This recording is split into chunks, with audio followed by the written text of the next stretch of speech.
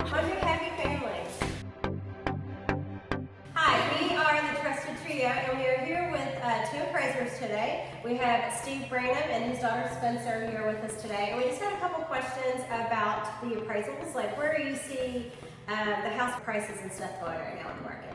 Well, I think the house prices are still slowly going up because the inventory is so low. That's the trouble. And now it's March, there's a lot of buyers out there, but very few, from the realtors that I'm speaking with, very few properties to show them. So that's going to keep the values, unfortunately, going up. But there's a lot of people who want to buy right now, so that's great. Unfortunate for some, good for ours. Yeah, that's right. And then, what do you look for? Like I know with government, like VA loans or FHA, government-backed loans, a lot of people, there's certain, maybe a couple, like 3 specific things that people need to have, like for the appraisal on those. Well, we don't do the VA, but we do a lot of the FHA, and it always is security, safety, and stability, soundness of the home, and that's what we look for.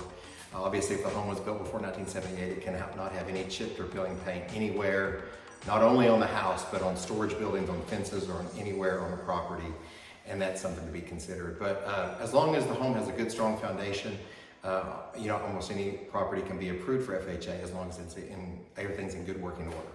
So is that the same for USDA? Yes. Okay. Yeah, we kind of follow the same guidelines for USDA as we do for FHA.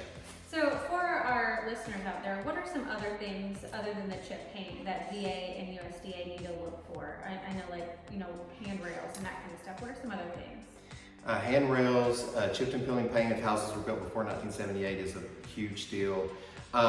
Just overall, all the appliances have to be functioning at the time that we see the property. Utilities all have to be on, electric as well as water, because we have to check everything there. And Spencer, anything else? Like deck railings, if it's above 30 inches off the ground. If there's more than 3 steps, you have to have a handrail going down. Windows opening? Is that one?